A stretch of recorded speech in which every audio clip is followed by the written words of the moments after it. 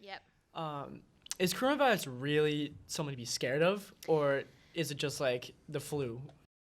So COVID happened. We got season 2 cut short, which was our favorite season. We just hit our stride with doing movie time and guessing it and the Weekly Wave proper. We had some great guests on, and then right after we had Miss Corbett on to talk about COVID-19. The world kind of turned upside down, and Aaron and I, we made a conscious decision to not do it remotely because the Weekly Wave has a certain feel to it, and we didn't want to lose that. And you can interview someone virtually, but it's just not the same as having them right here, especially if it's someone you don't know and you want to meet them and have a real conversation. You can't replace this feeling you get. Yeah, I feel like an in-person conversation has this atmosphere, has this chemistry and connection where I feel like I'm way more engaged in person, and I didn't want to lose that feeling and that quality that we're kind of giving with our interviews. So for me personally, it was very vital, and you feel the same way. It was very vital to kind of have this in-person feeling so people can see like how invested we are, not just us, but the guests in going back and forth in these topics. So when we ultimately came back, it was kind of like getting on a bike after a while. Like it was a little shaky in the beginning because it had been like 6, 7, 8 months until we did our last interview. But I'm happy we've got to do it during this pandemic. I'm happy we found a way to do it safely, to make our guests feel safe, and I've been super happy with the interviews that come out of this season as well.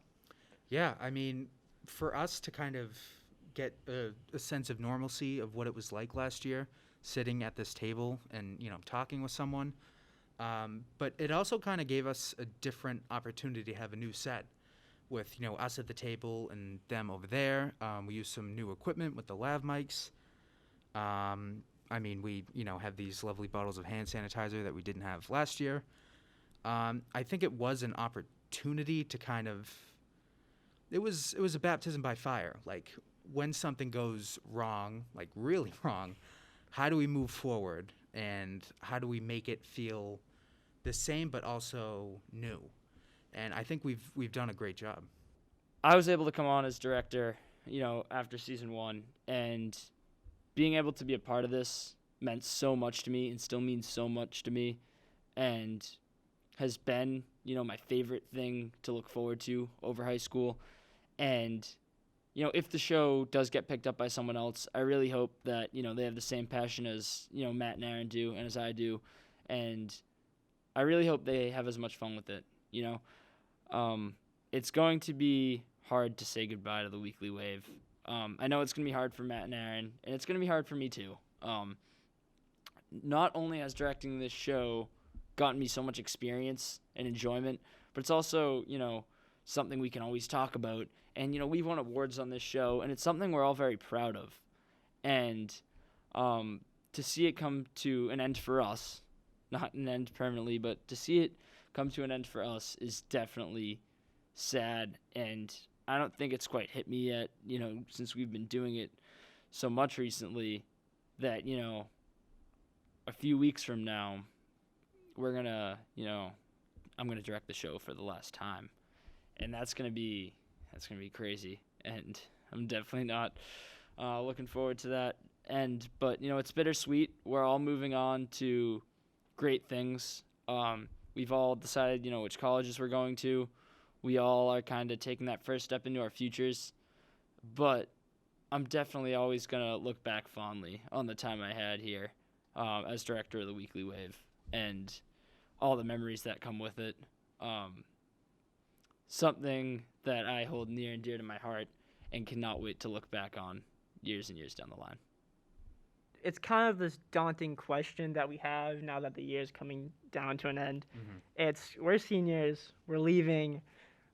We've kind of done this as an extracurricular, but after this point, we're not going to be in the school anymore, and we're not going to be interns anymore. So this is ultimately for us. I want to stress it, for us, it's coming to an end. We both feel the same way, whereas we've spent these last 3 years doing what we love, like really fueling this as a passion. But by no means are we gatekeeping this podcast. We've kind of set up this platform now for anybody to come in and talk and have a chat, conversation, to learn more about each other. And I don't want to take that opportunity away from anybody. So in the future, if anybody does want to take on this podcast and take on what Matt and I have created, it'd be totally fine by me. Absolutely. If you have an urge to get your voice heard, not necessarily through writing articles, but through podcasts or talk shows, or just having a real-life conversation with someone face-to-face, and you're looking for an outlet and you really want to, this show is up for grabs. We are more than willing, and we're excited to hopefully pass the baton somewhere down the line to whoever wants to take this on. It has been the greatest privilege of my high school career to work with you and Derek and everyone at ACAM to bring the show on the Gazette and the YouTube channel every week. And I am grateful that we had this time, that we could share our conversations with you. And thank you for watching.